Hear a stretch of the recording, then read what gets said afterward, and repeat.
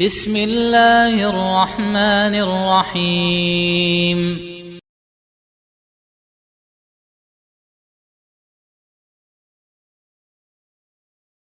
السلام عليكم ورحمة الله وبركاته. إن الحمد لله نحمده ونستعينه ونستغفره ونعوذ بالله من شرور أنفسنا وسيئات أعمالنا.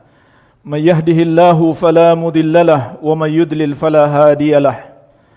أشهد أن لا إله إلا الله وحده لا شريك له وأشهد أن محمدا عبده ورسوله صلى الله عليه وعلى آله وصحابته أجمعين ومن تبعهم بإحسان إلى يوم الدين.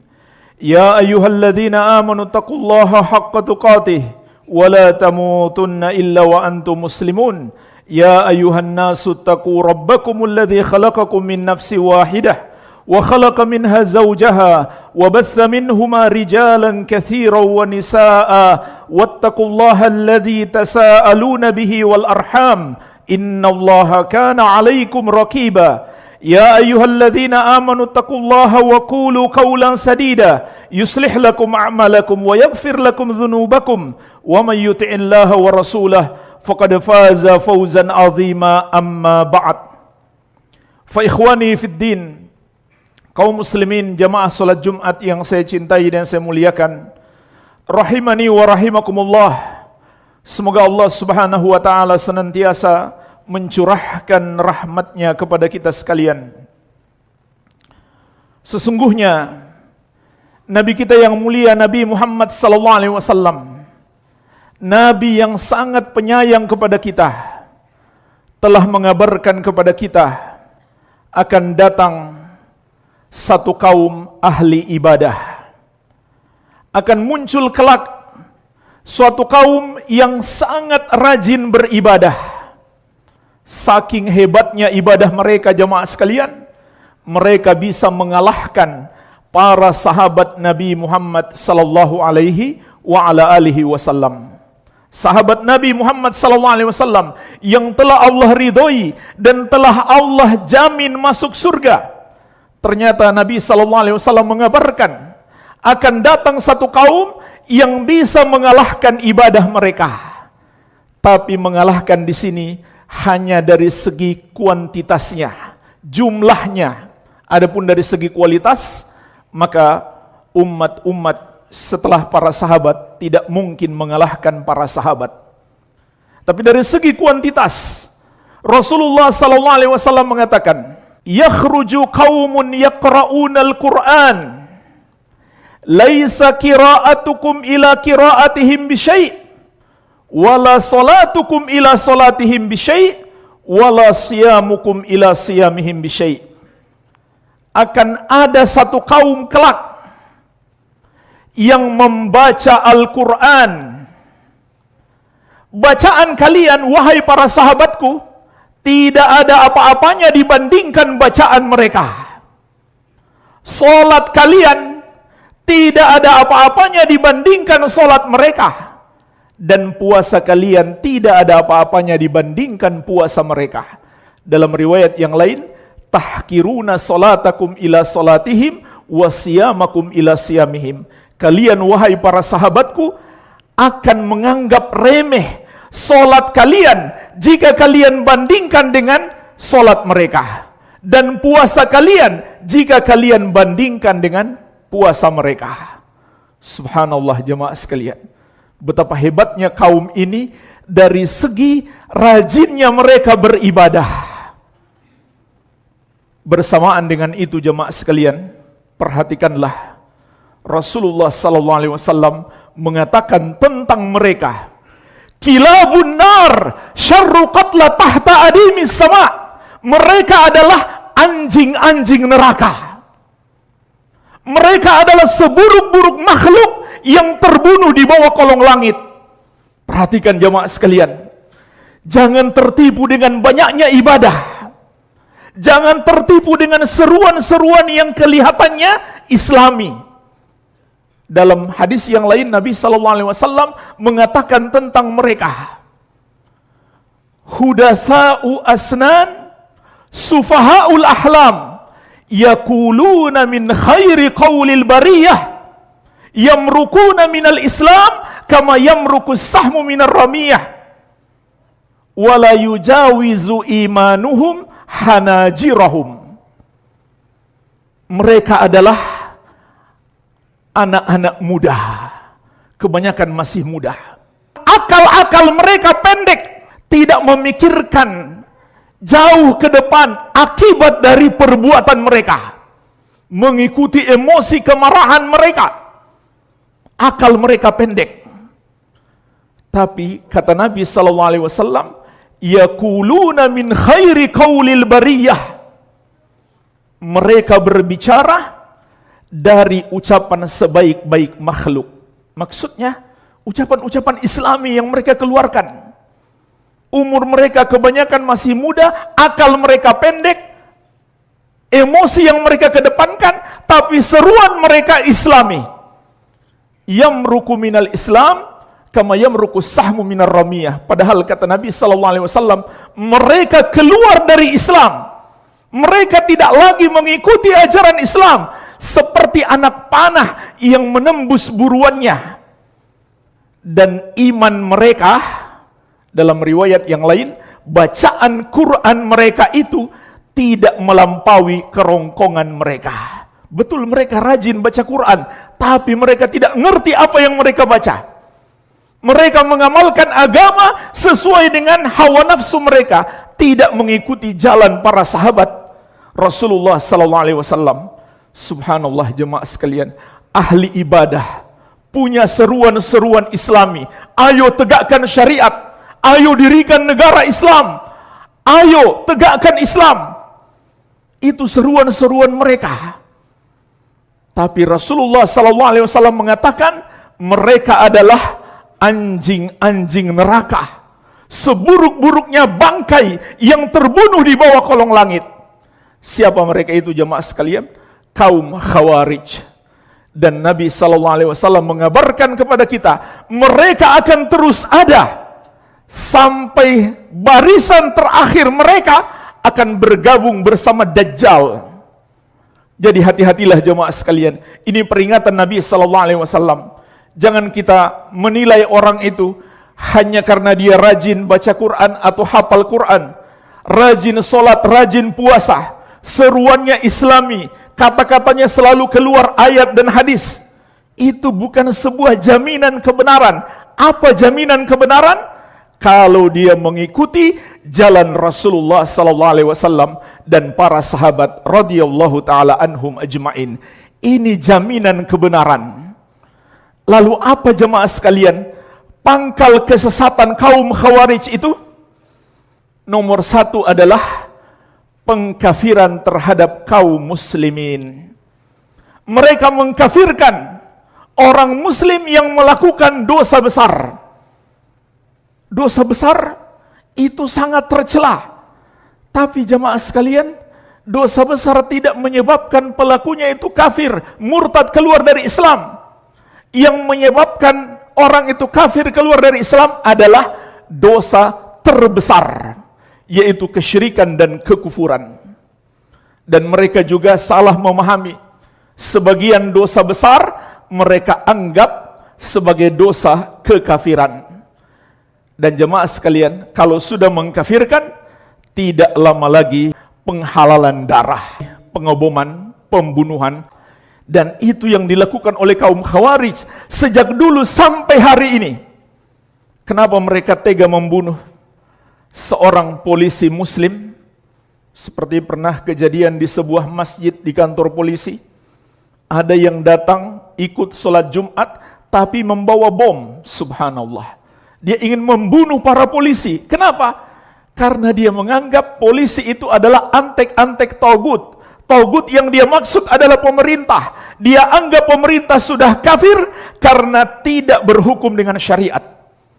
Karena katanya Allah berfirman, "Waman lam yahkum bima anzalallah faulaika humul kafirun." Barang siapa yang tidak berhukum dengan syariat yang Allah turunkan, mereka itu adalah orang-orang kafir. Jemaah sekalian, ini bahaya. Kalau kita memahami Al-Quran tidak merujuk kepada pemahaman sahabat, Ternyata Imam Ibnu Katsir, Imam At-Tabari dan para ulama ahli tafsir menyebutkan para sahabat menafsirkan maksud ayat itu adalah kufur kecil. Kufur kecil adalah dosa yang sangat besar, tapi tidak sampai menyebabkan pelakunya kafir, murtad, keluar dari Islam. Ketika dia berhukum dengan selain hukum Allah, itu adalah kufur kecil. Dosa besar iya, tapi tidak sampai menyebabkan pelakunya murtad, kecuali dia menganggap hukum Allah sama saja dengan hukum manusia, atau hukum manusia lebih baik daripada hukum Allah, atau dia menghalalkan apa yang Allah haramkan, atau mengharamkan apa yang Allah halalkan, barulah masuk menjadi kufur besar. Selama dia masih yakin hukum Allah itulah yang terbaik, maka kekufuran yang dia lakukan apabila dia berhukum dengan selain hukum Allah, itu kufur asgar. Dan mereka lupa ayat berikutnya Allah mengatakan, wa man lam yahkum bima anzalallah faulaika humuz zalimun. Dan barang siapa yang tidak berhukum dengan hukum Allah, mereka itu orang-orang yang zalim.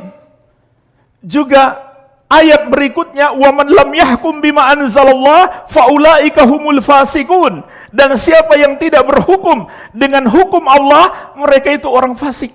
Jadi Allah sebutkan 3 tingkatan: kufur, zalim, dan fasik. Tidak semua kafir, tapi mereka mengkafirkan secara serampangan, sehingga mereka kemudian menghalalkan darah. Lalu mereka ingin memberontak, ingin menjatuhkan pemerintah yang sah, karena mereka menganggap telah kafir, diakibatkan oleh salah paham terhadap ayat Allah Subhanahu wa taala.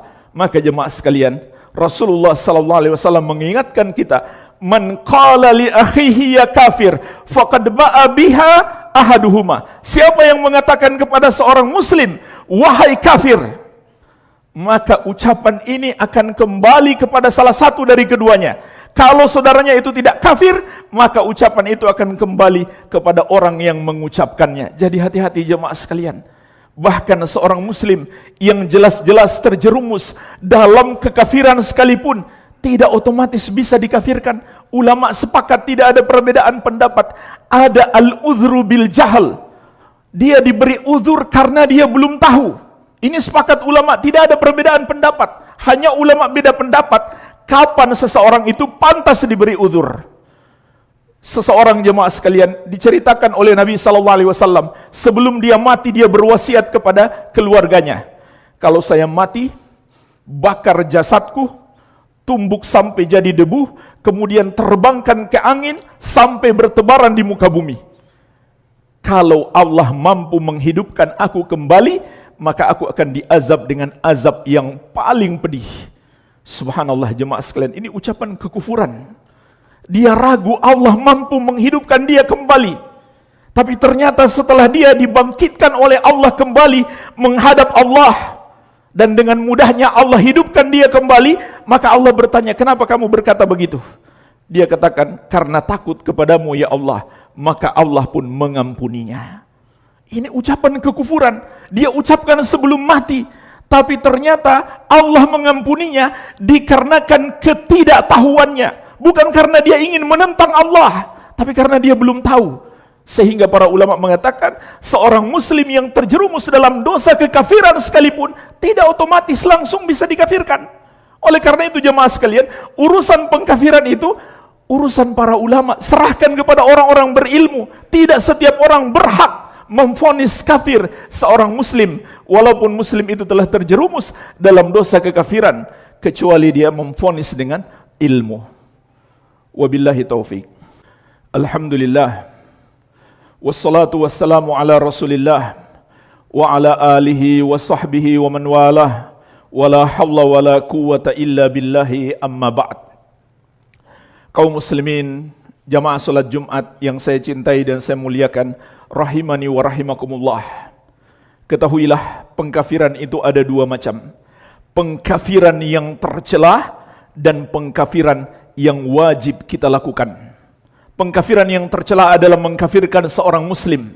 Adapun jemaah sekalian, pengkafiran yang wajib kita lakukan adalah mengkafirkan orang yang dikafirkan oleh Allah dan Rasulnya. Siapa mereka?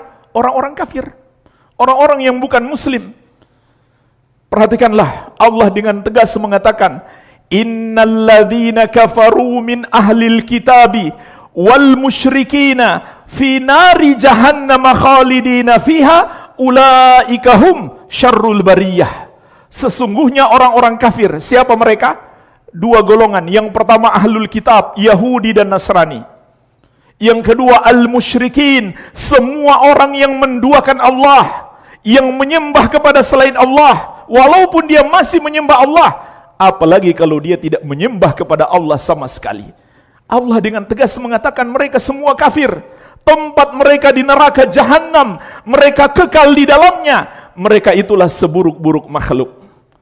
Laqad kafara alladhina qalu innallaha huwal masih ibnu Maryam. Sungguh telah kafir, kata Allah, orang-orang yang berkata Allah itu adalah Al-Masih putra Maryam. Laqad kafara alladhina qalu innallaha thalithu thalatha. Sungguh telah kafir orang-orang yang mengatakan Allah adalah satu dari yang tiga. Dan Allah perintahkan kepada Nabi Muhammad SAW untuk memanggil orang-orang musyrik ketika mereka mengajak Nabi SAW untuk bergabung, bersatu saja. Agama kita bersatu. Kami akan menyembah Tuhanmu wahai Muhammad, kamu pun menyembah Tuhan kami. Enggak usah saling menyalahkan. Maka Allah turunkan satu surat dengan nama Al-Kafirun. Kul ya ayyuhal kafirun. Katakan wahai Muhammad, panggil mereka wahai orang-orang kafir. Jamaah sekalian, ini pengkafiran yang wajib. Kalau kita tidak memilikinya, kita tidak melakukannya, kita tidak menganggap orang kafir itu kafir, maka batal Islam kita berdasarkan kesepakatan seluruh ulama. Silahkan buka jemaah sekalian buku-buku dari seluruh mazhab, dari 4 mazhab, mazhab Hanafi, mazhab Maliki, Syafi'i, Hambali, dan semua mazhab. Semua ulama-ulama Islam, silahkan buka. Ulama seluruhnya sepakat, tidak ada perbedaan pendapat. Jika seorang muslim tidak menganggap kafir orang yang dikafirkan oleh Allah dan Rasulnya, maka dia menjadi kafir seperti mereka, batal Islamnya. Para ulama mengatakan, man lam yukaffiril musyrikin aw syakka fi kufrihim aw sahaha madhhabahum kafara ijma'an. Siapa yang tidak menganggap kafir orang musyrik atau sekedar ragu mereka kafir, tidak. Al-Quran bilang mereka kafir, dia masih ragu-ragu. Atau dia malah membenarkan kekafiran mereka, maka dia kafir ijma'an, berdasarkan kesepakatan ulama. Jadi jamaah sekalian, ini ajaran Islam. Maka tidak boleh kalau ada orang yang mengatakan itu ajaran radikal. Bagaimana bisa ajaran Islam dikatakan radikal? Dan ini ajaran Islam yang ulama nggak beda pendapat. Ini beda dengan permasalahan kunut subuh, beda dengan permasalahan tarawih 8 dan 20 yang ulama Islam beda pendapat. Dalam hal ini semua ulama sepakat. Kalau kita tidak menganggap kafir orang kafir, berarti kita mendustakan Al-Quran, berarti kita menentang Allah. Maka jemaah sekalian, apakah patut kita seorang muslim mengatakan itu ajaran radikal, menganggap kafir selain muslim? Itu ajaran Islam, jelas ayatnya, jelas hadisnya, sepakat seluruh ulama, itu bukan ajaran radikal. Radikal itu kalau kita zalim kepada mereka. Ini tidak boleh. Kita wajib menganggap mereka kafir, seperti yang Allah katakan, tapi zalim kepada mereka tidak boleh. Perhatikanlah Allah mengatakan, wala yajrimannakum syana'anu qaumin ala alla ta'dilu i'dilu huwa aqrabu littaqwa. Janganlah kebencianmu kepada satu kaum membawamu tidak berlaku adil kepada mereka atau berbuat zalim. Berlaku adilah, adil itu lebih dekat kepada takwa. Maksud ayat ini, kata para ulama ahli tafsir, kita harus membenci orang kafir, tetapi kita tidak boleh berbuat zalim kepada mereka. Dan Rasulullah SAW mengingatkan dengan keras jamaah sekalian, menghilangkan nyawa orang kafir yang tinggal di negeri Islam, dosanya sangat besar. Beliau bersabda, man qatala mu'ahadan lam yarah raihatal jannah wa inna rihaha la tujadu min masirati arba'ina aman. Barang siapa membunuh orang kafir yang terikat perjanjian dengan kaum muslimin, Di antaranya perjanjian sebagai warga negara. Siapa yang membunuhnya, kata Nabi SAW, dia tidak akan mencium bau surga. Padahal bau surga itu tercium dari jarak 40 tahun perjalanan. Bahkan Allah mengizinkan kita berbuat baik kepada mereka. La yanhakumullahu 'anil ladzina lam yuqatilukum fid din wa lam yukhrijukum min diyarikum an tabarruhum wa tuqsitu ilaihim innallaha yuhibbul muqsitin. Allah tidak melarang kalian untuk berbuat baik kepada orang-orang kafir yang tidak memerangi kalian karena agama kalian dan tidak mengusir kalian dari negeri kalian, dan berlaku adil kepada mereka. Sesungguhnya Allah mencintai orang-orang yang berbuat adil. Maksud berlaku baik kepada mereka dalam perkara duniawi. Boleh kita kasih makan mereka, boleh kita kasih uang kepada mereka, tapi bukan berarti boleh kita membantu mereka merayakan hari raya agama mereka. Tidak, itu bukan berbuat baik, tapi tolong menolong di dalam berbuat dosa. Jadi jemaah sekalian, toleransi jangan kebablasan. Toleransi tidak boleh sampai malah menghilangkan keimanan kita kepada Allah Subhanahu wa ta'ala. Maka mereka itu kafir harus kita yakini, tapi kita jangan berbuat zalim kepada mereka, dan kita boleh berbuat baik kepada mereka dalam urusan dunia selama mereka tidak memerangi kita. Semoga Allah Subhanahu wa ta'ala senantiasa membimbing kita agar selalu berada di atas jalan yang lurus dalam mengamalkan agama yang mulia ini. Dan semoga Allah melindungi kita dari berbagai macam akidah dan pemahaman-pemahaman yang menyimpang. Allahumma salli ala Muhammad wa ala ali Muhammad kama sallaita ala Ibrahim wa ala ali Ibrahim innaka Hamidum Majid. Allahumma ighfir lil muslimina wal muslimat wal mu'minina wal mu'minat al ahya'i minhum wal amwat innaka sami'un qaribun mujibu da'awat. Rabbana atina fid dunya hasanah wa fil akhirati hasanah wa qina adzaban nar. Wa sallallahu ala nabiyyina Muhammadin wa alihi wasallam walhamdulillahi rabbil alamin.